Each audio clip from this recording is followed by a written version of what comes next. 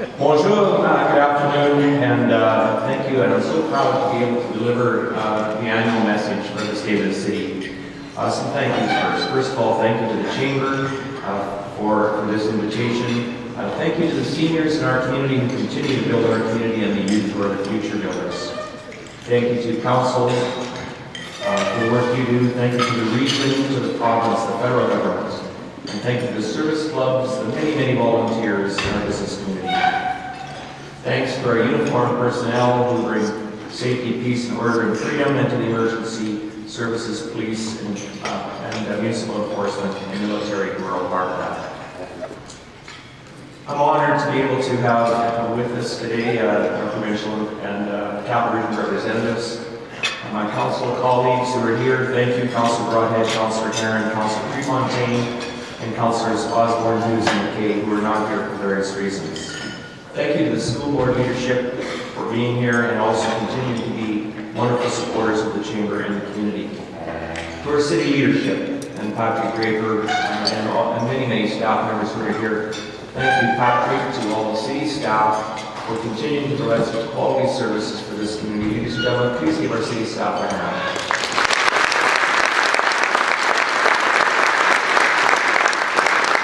And to the Chamber Board, the Chamber staff, the Chamber members, thank you, ladies and gentlemen. The Botanical Arts City's Municipal Development Plan vision statement is as follows. St. Albert is an inclusive, family-oriented community that values its natural, cultural, historical, and recreational amenities. Our community secures the safety and well-being of its people through controlled growth, innovation, and dynamic leadership. The last community survey that we did showed a 99% satisfaction with our community. We're planning on doing another one in 2014. I would worry a little bit about 99% and doing another one. Maybe we'll just keep doing it, but just leave it alone. But we do have another survey plan. I'm looking forward to feedback as we move forward. I'm going to spend my time looking at 4 areas. First of all, economic. I'm going to talk about the environmental priorities and the 2014 priorities, or the social matters, 2014 priorities, and I'm going to include in those 14 priorities some regional matters that are of importance. Now, I may use some local lingo, so for those of you perhaps who don't understand some of that local lingo, just bear with me. I'll try to stay above that local lingo, but on the other hand, it is a St. Albert Chamber, and I do have to use some words that mean most to folks here. I'm not going to go through these in detail. But over the last 2 or 3 years, we've had several accolades heaped upon us as a community, and everything from a great place to invest, to a great place to live, to a great place to raise a family. And you know, we should all be proud of what that all is saying to us. It says to us that we have a great community, it's branded very well, but it's also an opportunity as we move forward. So, ladies and gentlemen, those accolades are deserved, and we should be proud of them, and yet, as we move forward, we've got more work to do. So I'm going to spend a little bit of time on the economic side first. I'm going to set the stage for some of the priorities. I'm going to go through about 4 to 5 charts, and what I'm not going to do is spend probably don't give it the quality time it deserves. We have a business breakfast on February 25th. If anybody wants to come over, we're focused only on business stuff and development. So if you're interested, we're having another right back here on February 25th. Our economic differentiators for this community are really, I look at it 3 things. First of all, our community brand. We talk about the accolades, not just the Botanical Arts brand, but the real brand of our community is an economic differentiator. Our land availability is an economic differentiator for us. I'm going to talk about that in a few minutes. And recently, in the past couple of years, the Anthony Henday has become a reason why we are now in an opportunity for economic development. So let me set the stage a little bit on what I'm trying to say. Now, you might not be able to read this from all the tables, but basically what it's showing over the past 25 years is the housing starts. This is single-family housing starts in our community, which basically flattened off in the last 5 years. Right around 200 starts per year. Single-family housing starts, and I'm going to talk about where this is heading.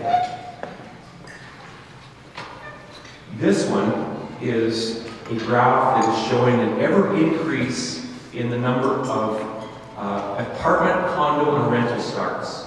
So just look at the trend of it, and you start to look at it and say, okay, what's happening there? Council has made multis a high priority. What we're asking the community and developers and home builders to do is find more opportunities for condos, for smaller homes, for a different mix in our community, and it's starting to show up. More affordable purchasing. We're really trying to nurture this part of our sector.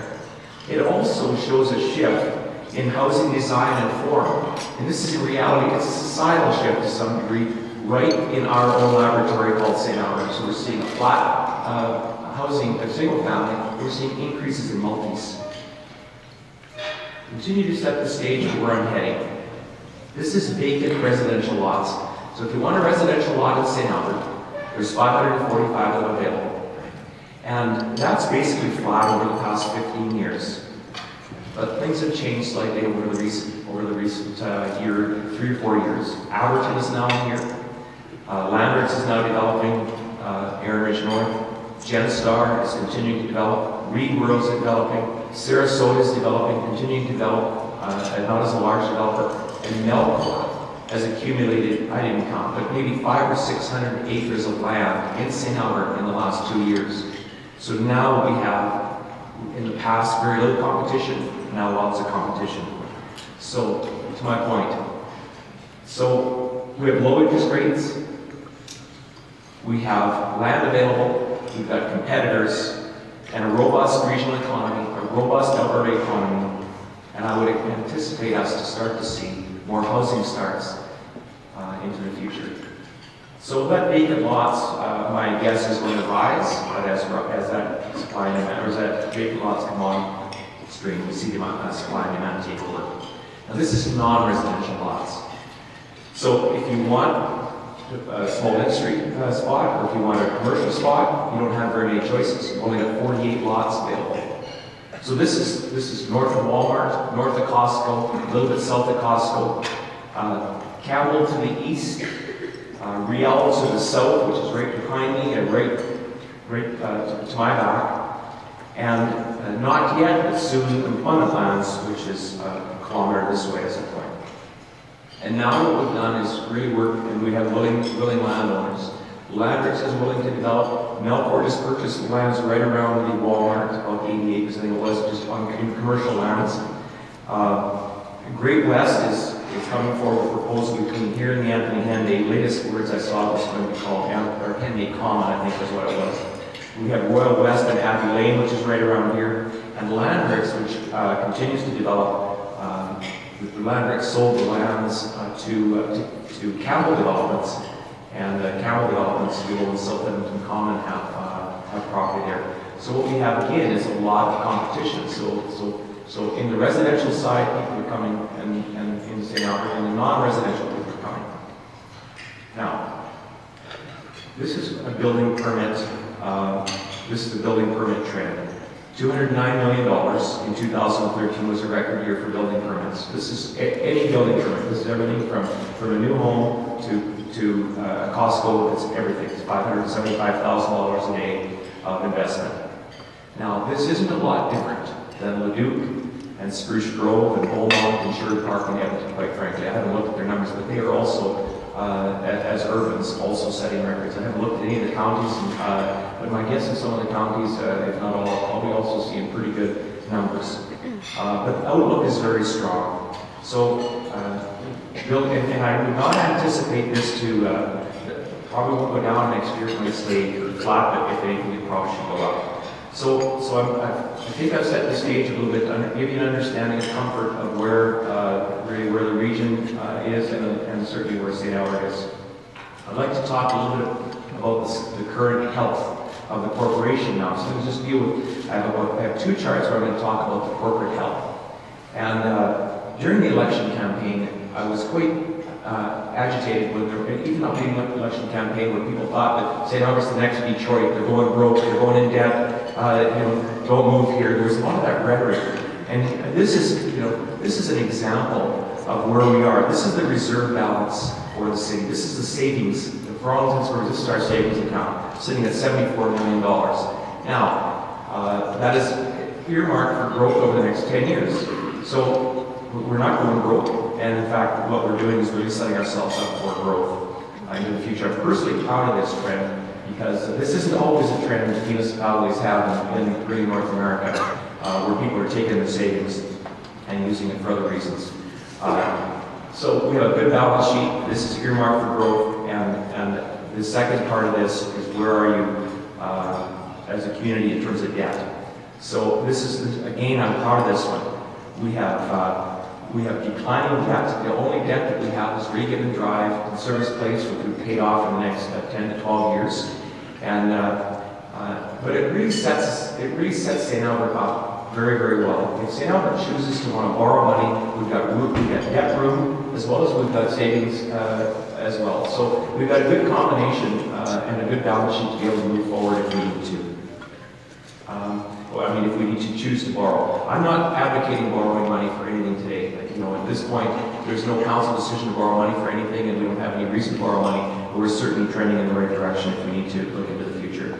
Now, what I'm not doing is, I wondered, well, gee, the mayor's supposed to stand up here and say all this and just tell everybody it's all peaches and cream. And I'm being serious with you. We have a great balance sheet. We have a council who really, really understands this stuff. We also have great leadership, our staff leadership, as well as the development industry and the housing industry understand our community to be a great place. So we are really well set up as far as I'm concerned. I'd like to talk about environmental, and I cannot do this justice because there are so many angles to environmental, but I'm going to, and I'll talk about priorities in a few minutes, but I'd like to just share a couple charts on the environmental side because of the priorities that council put toward a couple areas.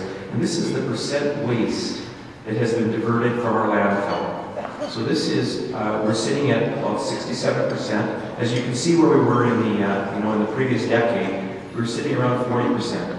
40% of our waste was being diverted away from landfill, now we're at 67%.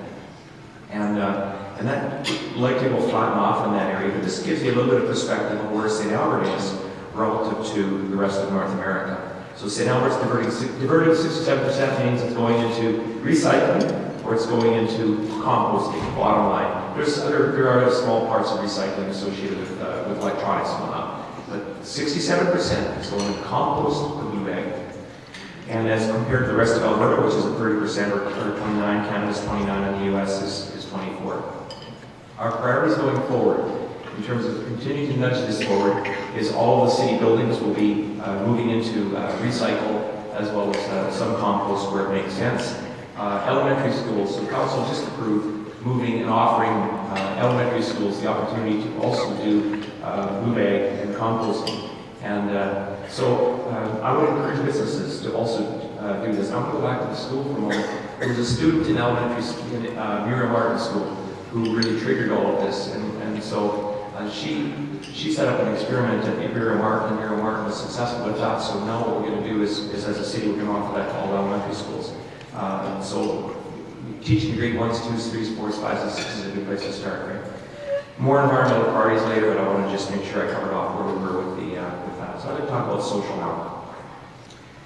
On the social side, we have 25 churches, soon to be 30 schools. We have 80 officially registered non-for-profits. The city has about 600 staff. We've got 2,500 businesses, 260 community groups. And all of those and us all contribute to the social fabric of our community. And we all are responsible to build this community. I'm going to give 3 or 4 charts as the examples. And these are just the kind of the tips of the positive things that go on in our community from a social point of view. This is an example of where the school system improves and solidifies a social fabric. So the St. Albert Composite Learning Index, I'm not getting the math of it doesn't matter, it's really the relativity to where we are in Alberta. Very strong in Alberta and very strong against the rest of Canada, but St. Albert is sitting at 84 compared to 82. Annual ministerial awards to our school system. Our school system continues to be ranked above average in almost all of the 16 categories in all jurisdictions. We must congratulate our school system for, and really thank our province for recent announcements of 2 new schools and a couple major renovations to our schools, much needed. Thank you to the schools for continuing to building assets in our youth, and thank you to the province, as I said, for continuing to invest in our community. 150 years ago, this year, Sister Alphonse came to Alberta from Manitoba and started up the Catholic school system. So it's 150 years, where she basically, her and two other nuns came up and opened up the West. And Sister Alphonse was the first school teacher, and of course she was responsible for starting up the Catholic school system in its first stage. So congratulations to the Catholic school system for 150 years. These are some examples of community development, and you can never. This is such a long list. It's everything from what our Safe Society does to, the list is long, but I just thought I'd throw these up as an example. We have 260 community groups. We have Partners in Parks program, where that's residents volunteering to fix up their parks in the local area. We have a very aggressive block party program, as you can see, 87 block parties last year, and 324 in the last 4 years. We work toward river cleanup as being a key initiative every year. Those 450 people picked up a ton of trash last year, and we've been doing that every year. There are many, many more examples. Last weekend, for example, there were 600 people in this room helping the Sturgeon Foundation raise $100,000 as an example. The weekend before, there were 40 teams of 3-on-3 hockey players raising $19,000 on 3-on-3 hockey. Just another example of community development. Here's what I don't get. It's 25 below, they're playing 3-on-3 hockey, there's 40 teams, and they sell $10,000 worth of beer outside. But there are some things I don't understand. Lots of good examples in community building. This is a key chart. It is a chart that shows the percent of our population that is over 65. And it's a key chart because this is in part a regional issue, but it's St. Albert is as much of an issue and more of an issue in St. Albert than it is in other municipalities. The average age of St. Albert is just under 40. Contrast that to the average age of Beaumont. I think Beaumont is 34 or 33. The average age of Spruce Grove, I think it's 34. The average age of St. Albert is just under 40. And the highest percentage of people moving to St. Albert are seniors from Edmonton.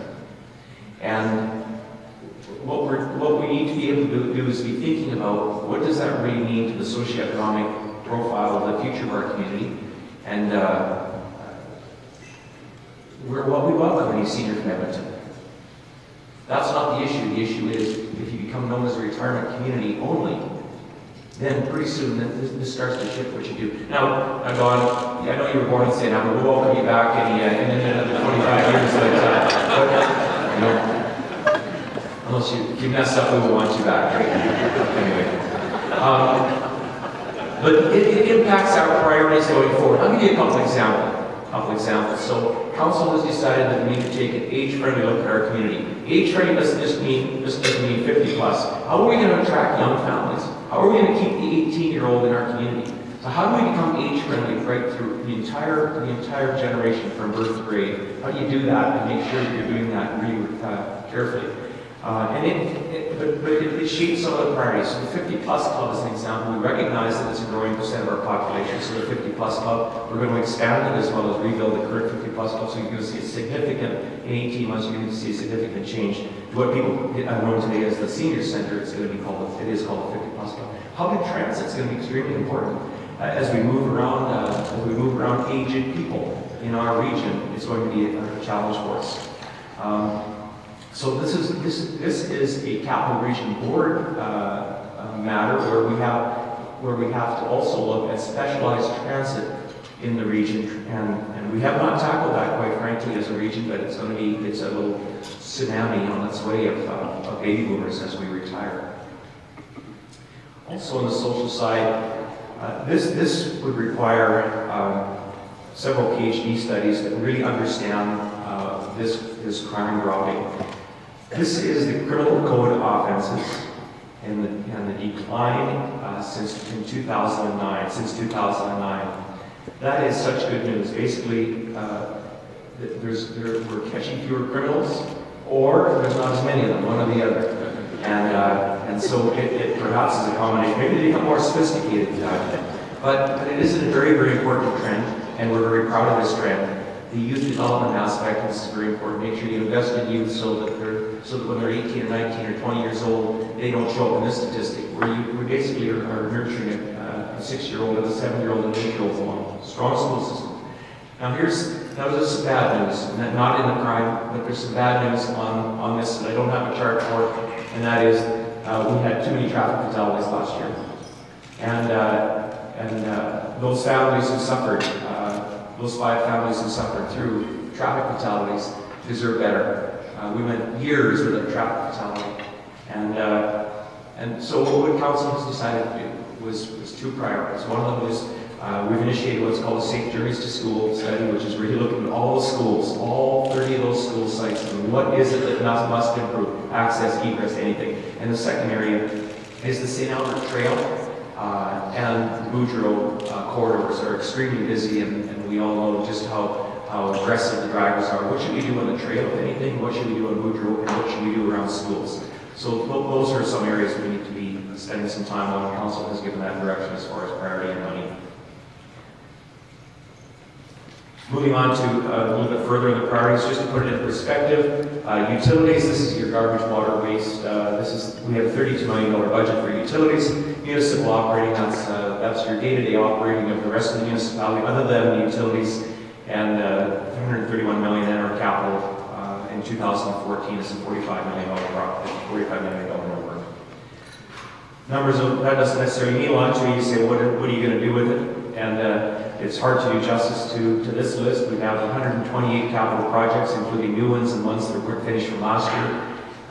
This is great for business, when you can invest capital into your community, and you can you're really making sure, from a social point of view, from an economic point of view, and from an environmental point of view, the local businesses are benefiting from all this investment.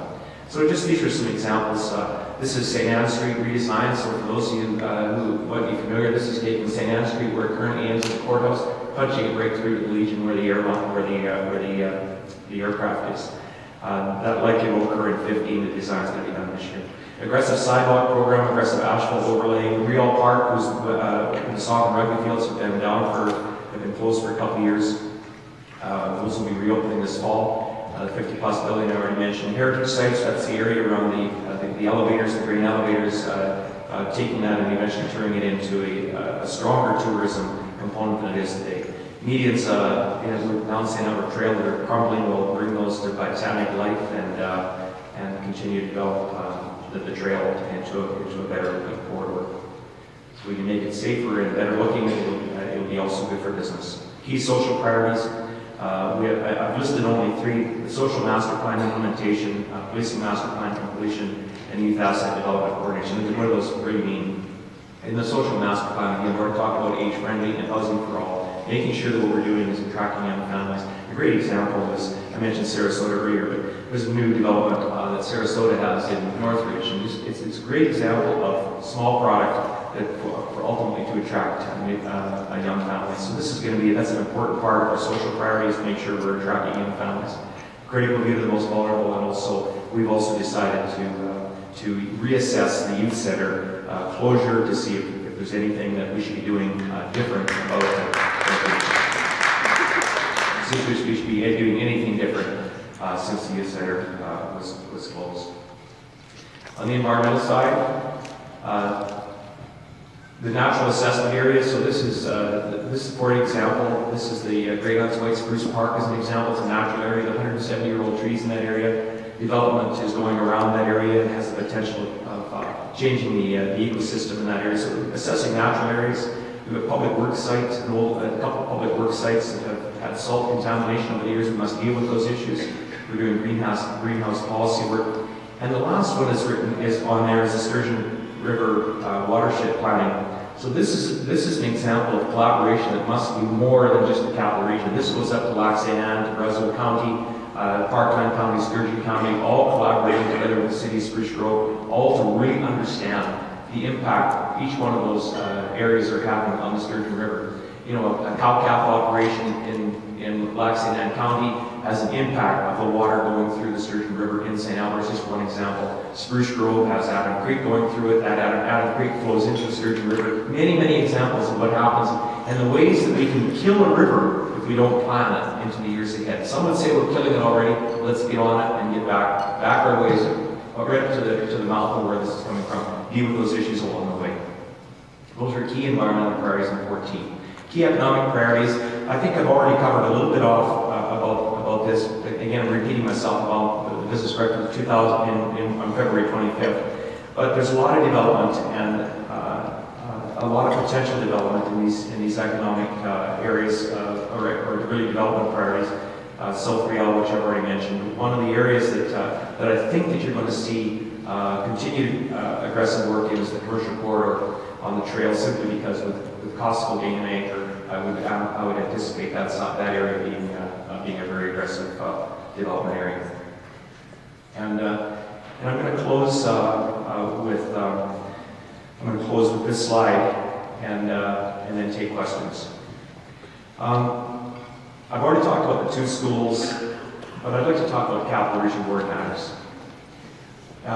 In 2007, the Premier Stelmach, by the way, the Premier was going to be here today, must have decided not to, but whatever, he probably found out I was speaking and said you that. But anyway, in 2007, the Premier Stelmach at the time decided that the Capital Region Board would be formed. Today, it's 24 municipalities who are mandated to work together. We have many, many matters. We have land and housing and transit, growth plan, energy corridors, and recently Spruce Grove has put forward a proposal to also include economic development. The Capital Region Board has not spent any time on the economic development component. Whether we do or not remains to be seen. But there are many examples that the Capital Region Board does as a group, and then there are other sub-examples. I'll just give you a couple of sub-examples. So Bonaccord, Edmonton, and St. Albert signed an agreement to work on an export alliance, kind of like odd bedfellows, but in terms of being able to move forward on an initiative, the three of us are working together. An example which goes back a few years, but we still have some work to do, is the Morinville-St. Albert agreement on the water, as well as the Morinville-Sturgeon agreement on the water, which I think is finished. But there's also 6 municipalities that are working together on Seniors Lodge, the seniors housing, and that includes some of the folks here today. So the next priorities is an example. Working together on the next 2 priorities. One of them is Morinville Lodge and Northridge Lodge expansion in St. Albert. So working together on those. Spruce Grove and St. Albert each allocated money toward joint fire training. Another example of 2 municipalities working together. Edmonton, Strathcona, and St. Albert have each put money toward what's called Smart Card, which is a way to find a way to have the credit card use for public transit as an example. Many, many examples of working together. We have park and rides we must work together on, because park and rides are really regional. And finally, and maybe as important as any, is the relationship that St. Albert and Sturgeon County have, and we must work together on a joint agreement. In your little handout there that you have with you, it shows a memorandum of understanding. Council's given the direction to work together on a memorandum of understanding together with Sturgeon County. Sturgeon County just passed a draft of it this past week, so they transferred it over to St. Albert. We'll work together. I don't know how long that's going to take to get it at the right spot, but we're going to find a way forward.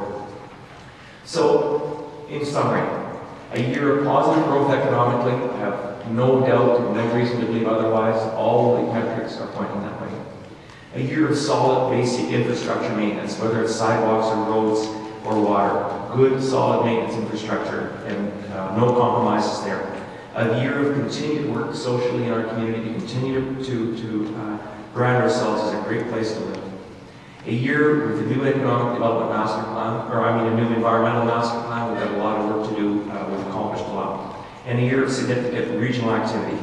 So, ladies and gentlemen, I have great optimism about our future as a community and as a region. I thank each one of you for being part of that. And ladies and gentlemen, thank you for being here today.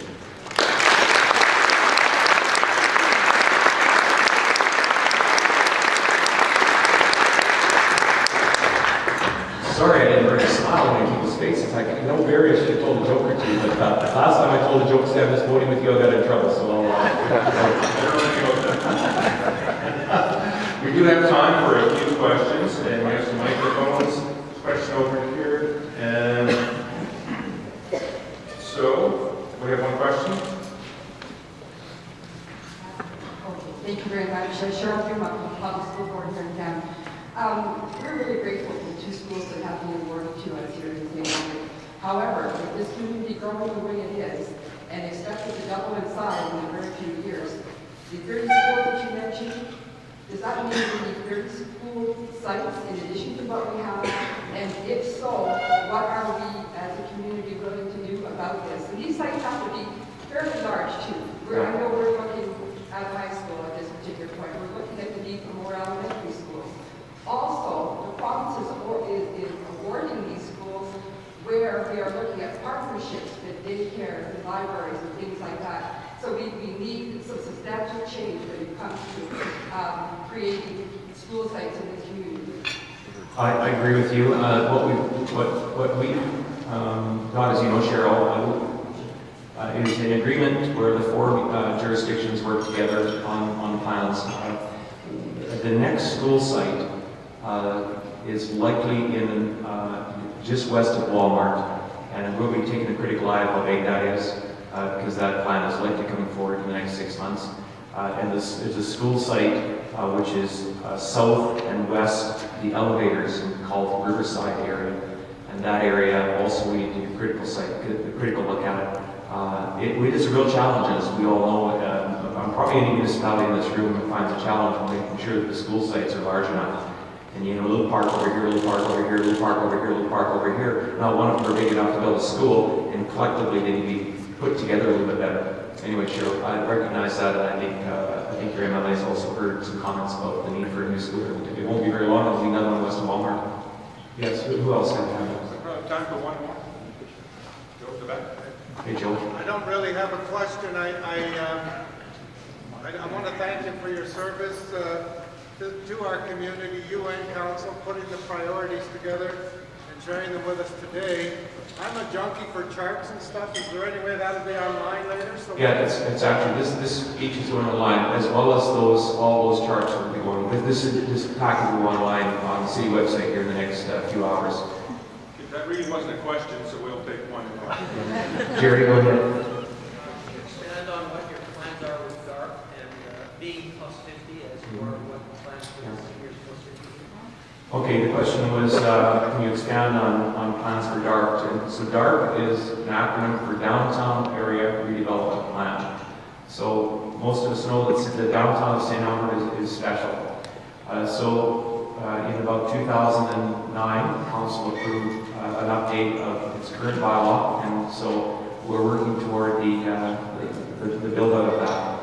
So the next phase of the downtown area development plan is to take the road, St. Anne Street, and continue it through to the north of the courthouse, or to the south of the courthouse, through to the 50 Plus Club, and then up to Service and Churchill. That's going to open up some land in that area. That's really the short-term development.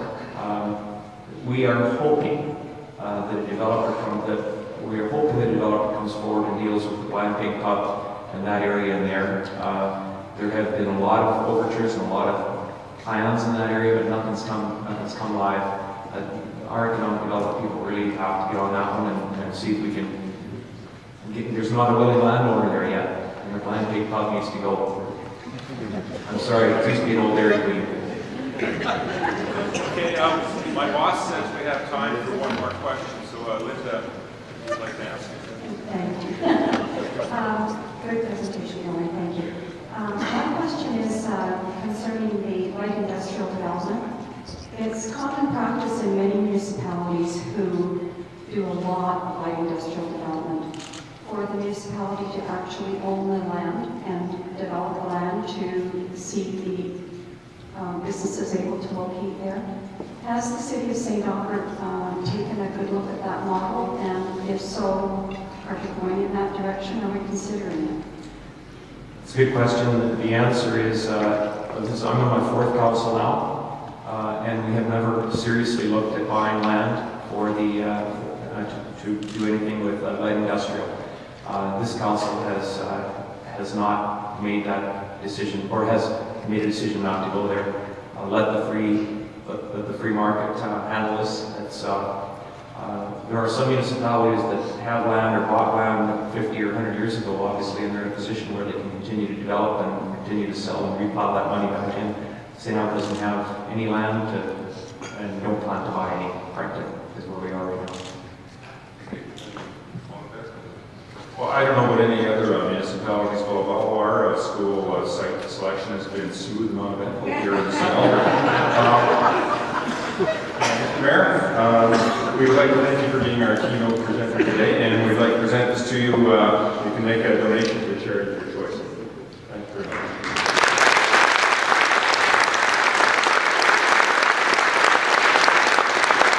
I make that donation to the St. Albert's to save the abuse and